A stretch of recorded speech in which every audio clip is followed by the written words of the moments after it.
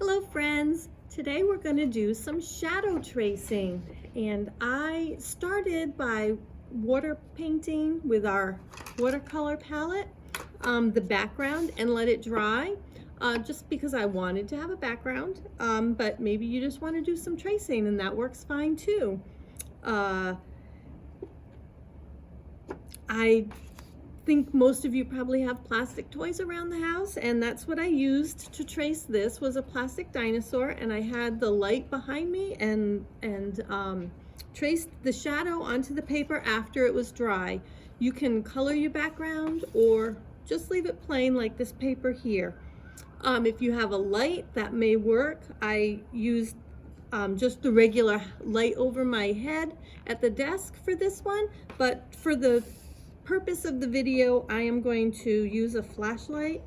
I think it will be easier for all of us to see. I just have to get it adjusted quite right. And then I'm going to take a pencil and just trace the shadow that I see on the paper. And you could use any kind of toy. Just because I'm using a dinosaur, maybe you want to use a cow. Maybe you've got a farm set at home and you're going to use a cow. Or maybe you just want to build something with, oh, I don't know, toothpicks and marshmallows. And this one's looking pretty silly here. Very hard for me to hold the flashlight and do the tracing. But let's see. There we go. Okay, and I can't quite find his back leg here. There we go. Doing a little quickie. Okay. And you can certainly move it out of the way and finish off where you couldn't reach.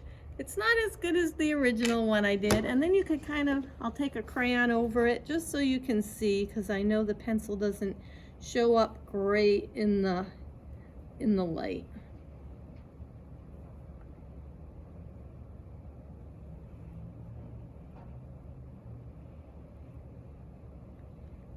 And you could just color it in like I left the other one black for a silhouette.